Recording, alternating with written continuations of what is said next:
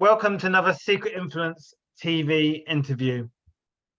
Today, I'm very excited to be talking to Jessica Breinfeld, who's a trainer, speaker, and therapist.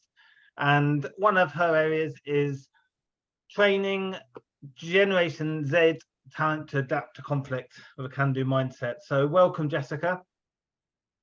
Thank you. Happy to be here on the Secret Influencer TV. Sounds exciting. Excellent. Well, the first question is, perhaps can you tell us a bit about your background and how you became, or how you got started in doing what you do? I studied to become a teacher about 20 years ago, and then I lived around the world trying to get away from the snow in Canada, and ended up learning lots of cool things about human psychology and became a therapist. And when I settled in Barcelona, naturally I started training companies because they got all the skills I don't have, but they don't have the great communication skills. So that's how I got my foot into the corporate world. And who are Generation Z? Generation Z. Gen Z are the young people that we don't understand, who say strange words and wear clothes with holes in them to work. They're so young, under 24. Sorry. So yeah. So on your you talk about helping Generation Z to adapt to complex what can do mindset. What are some of the unique challenges that Generation Z individuals face when dealing with conflicts? They didn't grow up the way we did, so they have more hope still, or they don't know how the system works, and so they're not accepting the system that we are giving to them on a platter and saying, eat up. They're saying, no, you're going to be using pronouns, you're going to be using psychological safety, and if you don't have meaning in my work, then I'm going to leave. And they're just they're ballsy, if we can say that, stuff that people of me and your age, we didn't dare say, and they're saying it, and it's causing a lot of conflict with the older guys. Would you say that there's less a move away from just accepting the way things are, the status quo, and there's more of a sort of questioning, challenging mindset amongst Generation Z? You know, they grew up where their opinions got likes from a young age. Like, nobody gave a crap what you and I thought when we were younger, like if we were allowed to talk. And now they're validated at such a young age that it's like impossible that their boss doesn't care what they think or want or like about the Dolphins. So they just think differently than us. I don't know if it's good or bad. I just know that they're very different, and they will not follow the rules that we created for them, as they shouldn't probably. Sure. And just touching on, I mean, do you think, obviously there's been a big development of technology and the way that I guess Generation Z, communicate and engage online with social media. Do you see the way social media has developed as affecting the culture of Generation Z? Is it is it easier for them to perhaps? Well, they live with it every minute of their day since they were born. And we don't even know the psychological effects of that yet. We haven't studied that enough, but their brains work definitely much faster than ours. And they're used to giving opinions and seeing how one thing affects another thing, and one like and one repost can go viral. Like, they're very fast. So maybe when things haven't changed for like 15 years in the company that they're working at, they're like, well, why don't we just change it? They don't quite understand why some of us are so slow. Sure. Which I don't understand either, because I'm kind of young. Because if you want to survive, you need to be fast. The competition's faster than you. So it's good that they're pushing the companies to go faster, because that will probably save their butts. So we should thank them. It's actually interesting. Something I read recently about the whole social media thing was saying that people who didn't grow up with social media, perhaps the older generation, have sort of I think social media is inappropriate for workplace, and younger people who have grown up with social media and they see it, use it all the time, see it's more of a normal thing, can't see why it's not doesn't have a place in the workplace, and there's a bit of a conflict there, that how different views of social media and a lot of these channels, and how they're used. And I think it's I read an interesting article about that, and how that conflict of people who, yeah, have a Every adverse generation effect has a of it. problem with the young people, right? We think those guys are like that and they're doing it wrong, and they think we are. And our grandparents thought our parents did it wrong, and our parents thought our grandparents did it wrong. Plus cultural differences. You just have a whole mess where people go, oh, it didn't used to be that way. But that's the whole idea about adaptability. That's the can-do culture that I train. It's like, you can say, I can't do it. Henry Ford once said, whether you think you can or you think you can't, you're right. And so that's the mindset that we need to train the oldies and the newbies in, because it's adapting to the uncertain, to the new. Something could change in your life tomorrow and you could be 99 and you don't even know a Generation Z. So it's the mindset, and the mindset is very clear in business because there's money there. And that's why the focus is there. But this is applicable to everyone. There's 3 steps to adapting better.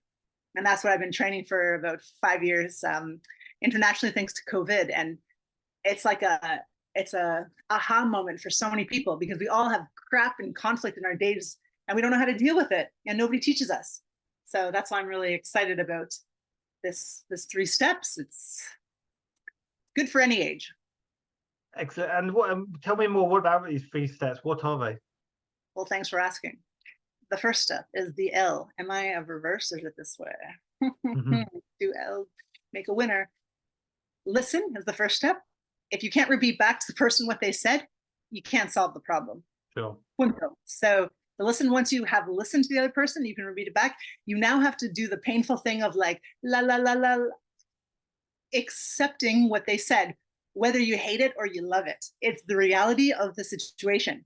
And so many people go, well, it shouldn't be that way, so I'm not going to look at that more. It shouldn't be that way, but it is. So wake up, smell the coffee. And then the third step is to build. Like, I got the blue Lego, you got the green Lego. I add a bit, you add a little bit, I add a bit. And you step by step start to fix the problem to collaborate together. And we use the concept of N. Because so many times in life, we're saying, yes, but it shouldn't be that way. Yes, I hear you, I listen to you, I can read back, but not with this company, not with this economy, not with these people, not with myself and my age. And we need to switch the but to end. And end is the word of possibility and collaboration. You can say the exact same sentences. One way is the negative way, we can't do it. The other way is can. So I want to do that, but we don't have the budget. I want to do that, and we don't have the budget. One of them leads to possibilities of finding the budget. The other one just said no in a polite way. So this mindset of changing our butts to our ends is the way that you change slowly, unfortunately, the chip in people's heads of negativity and lack of opportunity. So in summary, to listen, listen more, set more, and change the buts to ands. So buts are very closed, the same closed opportunity, negative, and the ands open up. Yeah, so that's I think so. You would just, so collaboration is better than competition. I guess collaboration is key, isn't it? Collaboration, looking for ways. Yeah, if you want to compete, you need to collaborate first to get there. I guess that's the irony of it. I think that's maybe I think there's a wider mindset in I think in culture. I think we perhaps in a, you could always say, not in a capitalist, perhaps nation that certainly in England we are, most of the world, it's the competition is seen a way forward for success in business and in life. We have to compete, but actually I think it as we find a lot of people are demonstrating that actually to an extent we have to compete, but actually if there's an opportunity to collaborate, we can still be successful if we collaborate. Just competing is not the only way to succeed in every situation. I suppose is that right? But anything, you need to collaborate on your teams to compete with the other guys. Like it. So how do you tailor your training to meet the diverse needs and backgrounds of the the people? Because I know it's easy to group people together and say this group of people are Generation Z, or this people are but obviously people different needs based on a whole variety of factors. Do you find you have to have to tailor your approach? Do you have to really understand the people you work with, the organization or the teams, does it matter if, do you have to get to know them individually, people who are in the training, or what extent? No, they need to get to know each other intimately that way. I don't. As a trainer, I go in there, we do an adaptability quotient measurement with AI. In 20 minutes, we figure out 15 different components of adaptability intelligence. If these people are going to be able to deal with stress and uncertainty without sweating through their shirts. So essentially, this is a potential finder for the top talent in the Generation Z, so they don't leave the company. So what they need to be, what needs to be tweaked, let's say. And then I would design a program for the top people in that company that need those skills. So this is really like a higher end training. It's not for the middle managers, probably, because we use neurofeedback. So neurofeedback tells us exactly what's happening inside of them when they're optimal for learning. And that's, of course, only affordable if you're looking at your top guys and who you need to promote and who you need to not invest 40 grand in training for the next level. If they don't know how to adapt to uncertainty, they can learn it. But a big part of that is character. We know those people who adapt well. They go with the flow. They're like, hey, that's okay. We'll find a solution. They're positive. They have hope. They're ready to learn. They're ready to unlearn. These people have huge potential in the future, regardless of their skills and if they went to the best university.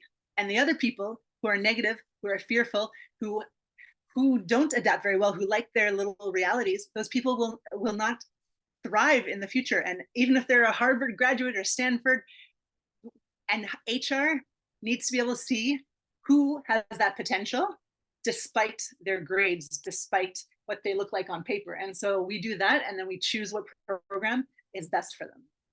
Okay. So it's very neuroadaptive.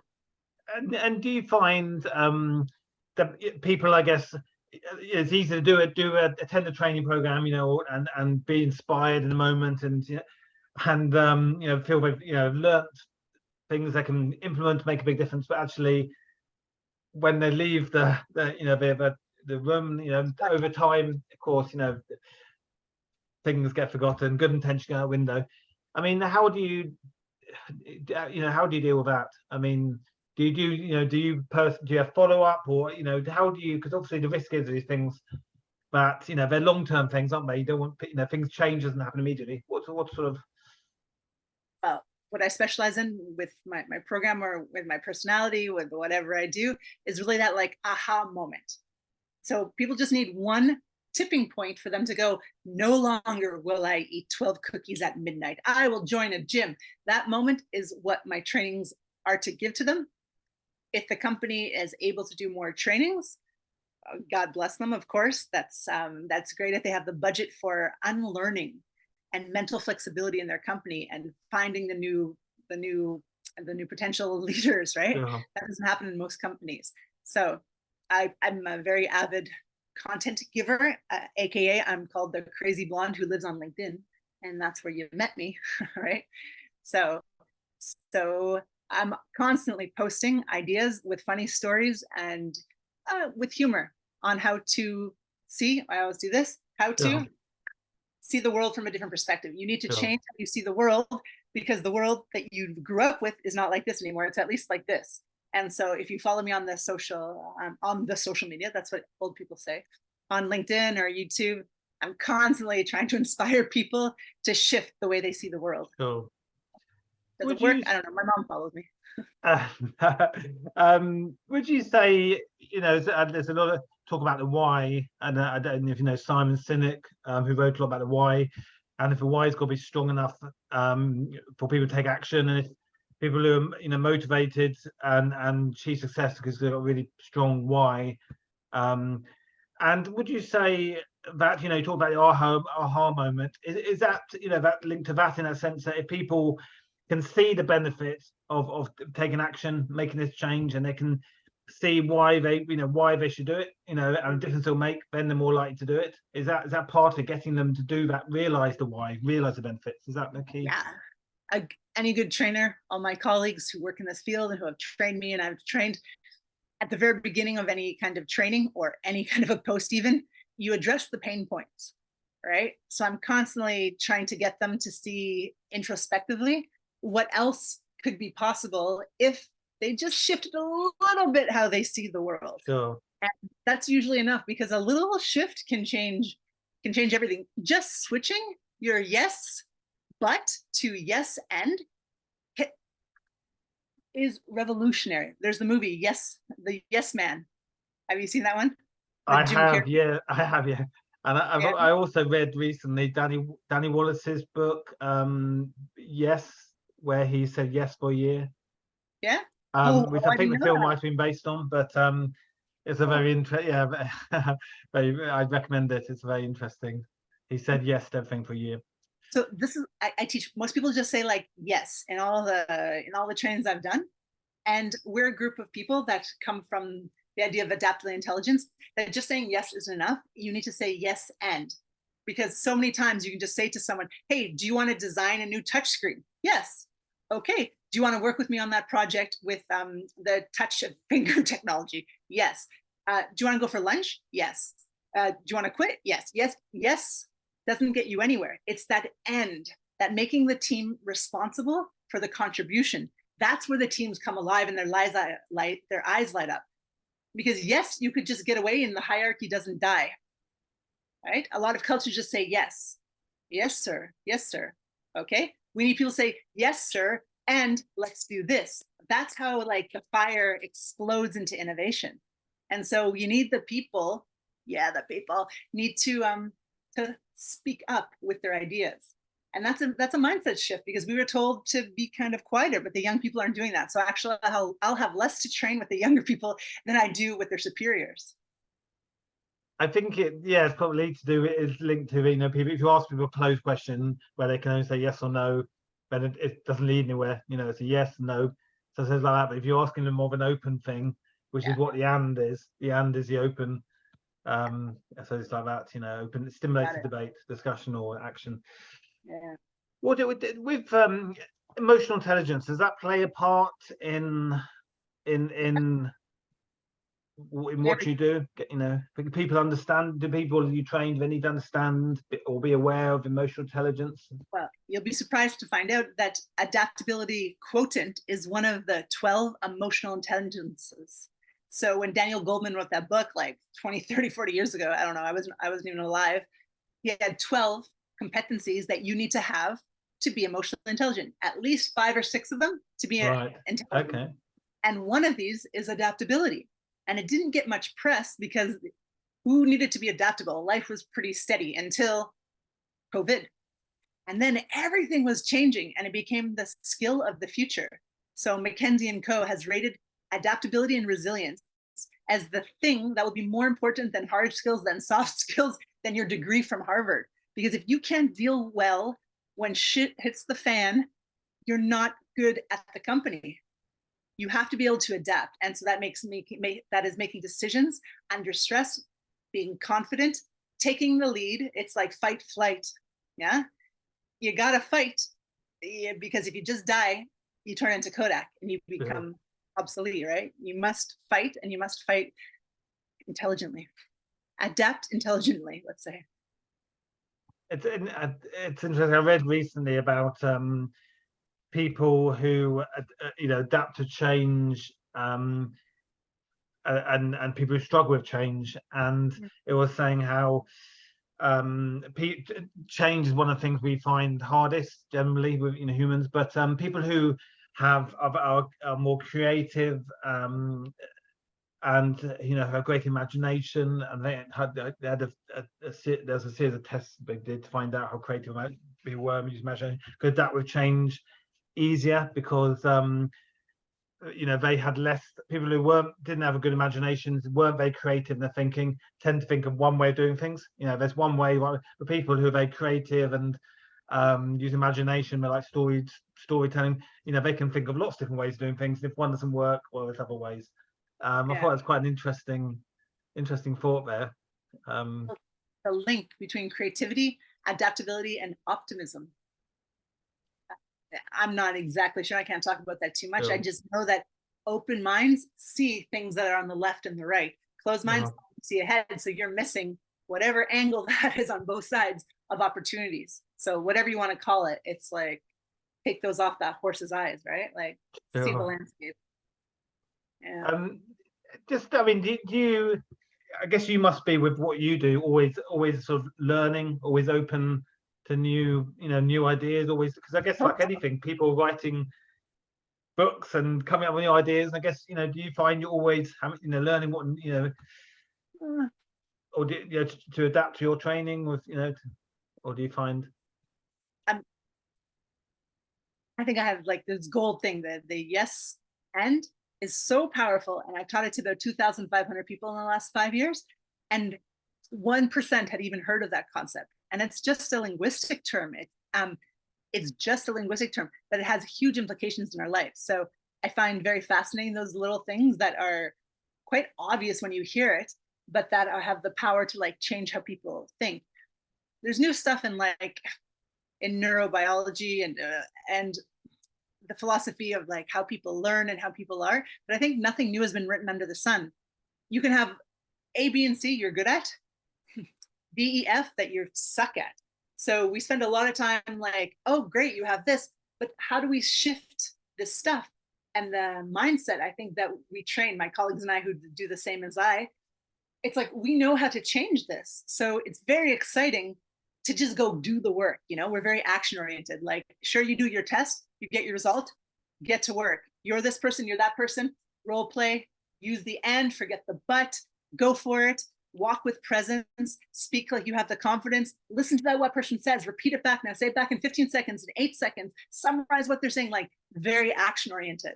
Because I think a lot of trainings, we waste a lot of time with PowerPoints talking about theories that ChatGPT could teach you. We have to do what you need to do if we're good trainers, right? Good coaches make you change and feel and live the transformation. So I think there's new theories all the time. And I think get going. We don't have a lot of time. The world is changing so fast. I think, yeah, you touched on an interesting point about experiential way of learning. I think the old way of someone standing at the front of the room with a PowerPoint, or one person to many, in a classroom format, isn't very effective. And I think that the experiential, where the more involved the people are who are learning, the more, research saying, the more likely to remember it. The more involved they are, the more interaction, the more engagement. So it's interesting. Yeah, obviously, clearly you can see that, and you agree there, isn't it? Yeah, we all know it, but it's hard to get people to move literally their bodies and their minds, because we're just used to like watching something with all the social media. You feel like you've learned a lot when you watch, oh, I just watched a documentary on Netflix. Oh, I know a lot more about this. Yeah, but how did it affect your life? Are you kinder when you see a homeless person now? Like, what changed in you? They say we remember things. That's why we fall in love during traumatic experiences with people, like the Titanic, because those memories are etched into you. And so if you're able to create a very strong sensation in your participants, they will never forget. They will never forget when September 11th happened. No person in North America, especially in North America, will ever forget where they were on the 11th. Yeah. And we don't have any of that terrorism in my workshops, but we try and up the level to like Tony Robbins energy, so that you are in it, you're almost crying, you're cheering with your team, and then you're introspecting about what did I just do and how does this apply to my real life. That's when something's going to stick. And unfortunately, there's only a couple of those every workshop, because, well, humans, we're kind of stuck in our old ways. I think, yeah, certainly Tony Robbins is the leading example of someone who does experiential ways of teaching people. He used every experiential technique, and I think when whether you're a fan or for Tony Robbins or not, he obviously understands the techniques of getting people involved in learning. I mean, nowadays I think we're bombarded with information, certainly on social media. I think someone said that we scroll the height of the Eiffel Tower on social media on our phones every day, and we scroll past 80% of content we see. We're not even aware of it because we just scroll past. And I think and how many hours we all spend on our phone average. So I guess, would you say that, I mean, Yeah, I heard a nice quote actually. It's not the weapons of mass destruction we need to fear. It's now weapons of mass distraction. You know, it's getting people. You know, it's hard to get people's attention, hook them, and get them to remember things. Do you any? I mean, do you have any thoughts on this? You know, the fact that we are. I think of younger people, generations. I think they're bombarded with content and trying to get them to remember the important bits. Is a challenge. So, pop quiz. What is every person's favorite word? Is it their name? No. Is it Yes, their name. Yeah. You got it. 2 points for you. So if you are clearly speaking to your audience, they will recognize their name. And I think that's the key in all social media. If you know my pain points, why wouldn't I listen to you? If all the other people aren't talking to me and I can't feel them talking to me, I'm not going to pay attention. So I think it's about business to business person. It's about niche, right? Like I help women do something that AI can't. I help women to be themselves in a world where they're taught to doubt themselves and to speak up their needs and their wants. AI can't teach you that. YouTube can't teach you that because they don't know who you are. So it's really being brave enough to say, like, this is what I specialize in. This is what I know. The other stuff, call my friends. They know it better than me. Like humility and like high confidence in the one thing you know really well. And for me, that's the adaptability mindset that like, I just love and I know really well and I know how it like can shift people. And all the rest of the stuff, all my colleagues can do any of the other, the millions of topics that we need to improve on. It's great. I mean, they're sort of get off topic here, but I think definitely as a copywriter, this is something I'm aware of. That we need to personalize content wherever possible, so that when someone sees something, they think, "What? That's talking to me." That's what's written is talking exactly to me and my problem. And they say, there's a saying, the riches are in the niches. It's of course most things. Well, if you're an accountant, there's 1,000 other accountants. If you're a coach, there's 1,000 coaches. So in everything you do, every job, there's going to be 1,000 people doing it. So I guess it is about being crystal clear. What you do, and it's better the more you can differentiate yourself, specialize, so that when you talk to your target market, you're giving the right message to the right people, I guess, effectively. And that's an element of it, I think.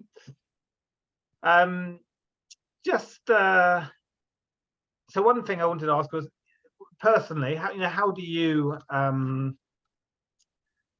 how do you stay motivated? That's what's just a quick fire question.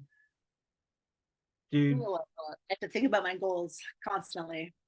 I think I do like what I've had tons of coaches, lovely humans that have helped me figure out how I want my life to look. Because I didn't start building my life until I was like 35.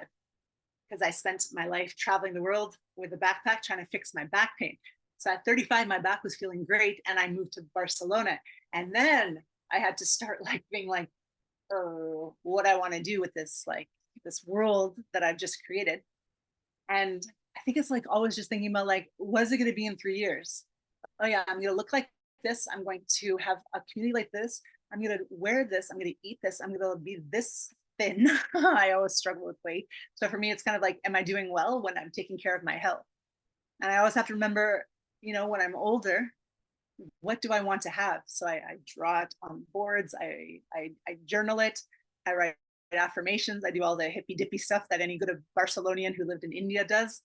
And whenever I feel down, I talk to my boyfriend, which he's like my coach guru. And he always just reminds me of what our lives will be like in a couple of years. So any good trainer will say, always focus on the goal. Get over the conflict, get back to the goal. And so I think paranormalizes that too. Imagine yourself thinner, surfing on the beach with a smoothie, and then go do some Zumba or stupid yoga, right?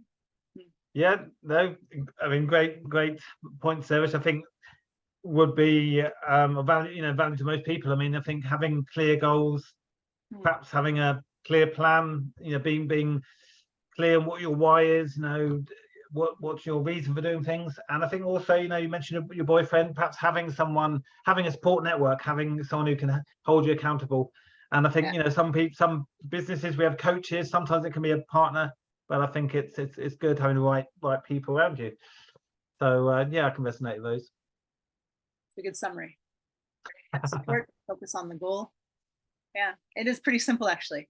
Just emotions get in the way and the emotions get us sidetracked. So being able to manage your emotions, I'd say, is probably the most important ability of all humanity. And yet we're not really taught how to do that. We're taught to like smoke and drink away our pain, and then the pain's there tomorrow.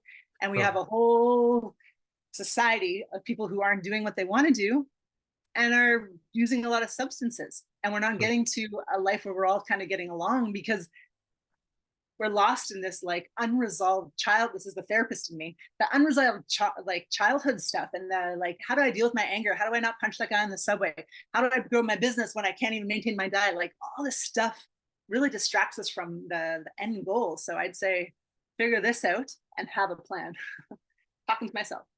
It's true. I mean, I think one thing I know is yeah, but the challenges don't go away, and however much technology changes or like different developments take place with AI, actually the fundamental day-to-day things that irritate us, challenge us, effectively, they're the same things. Often it's pressures of deadlines, it's the commute to work, it's annoying habits from other people. It's often those things. It's often the things that the day-to-day things that have always challenged us or frustrated us.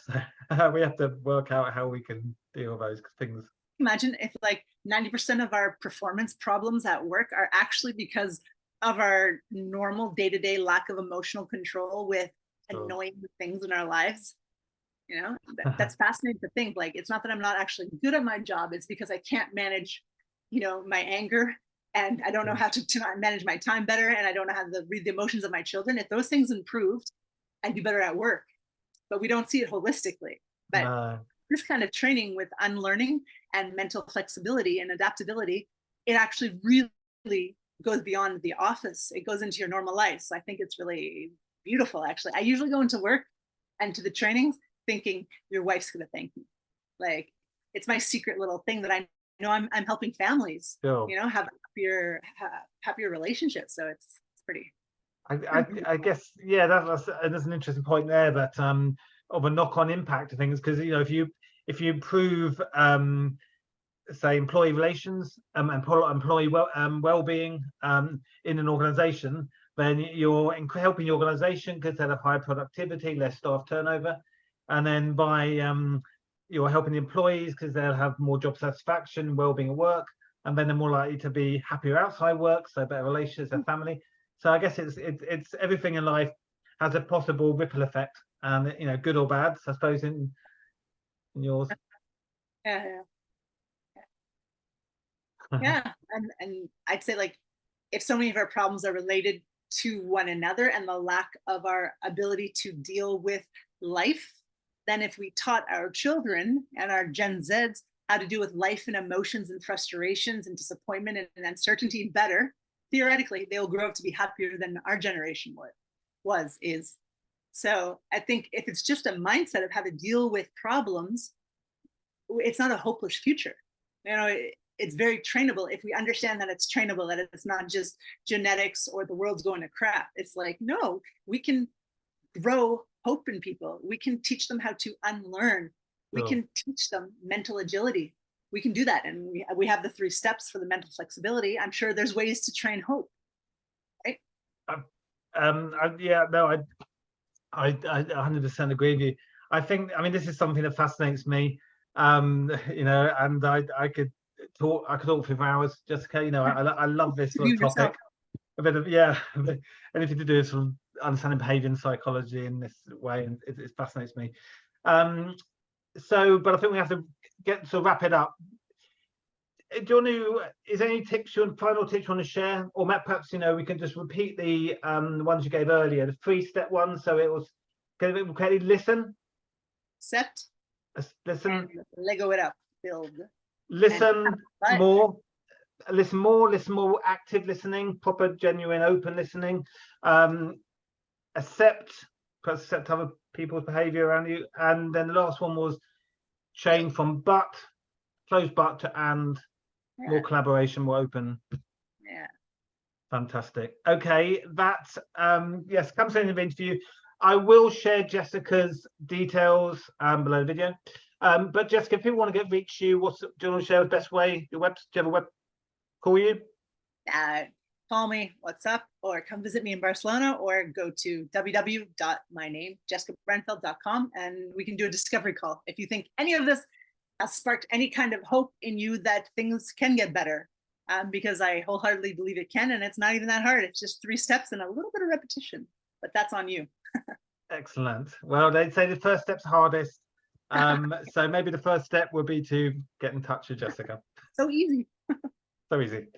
Okay, so thank you, Jessica. Yes, do subscribe to Secret Influence TV. I've got more interviews with other experts in the field, sharing their expertise and knowledge to help you be more successful in your personal life and business life, and people who share their powerful stories to inspire you.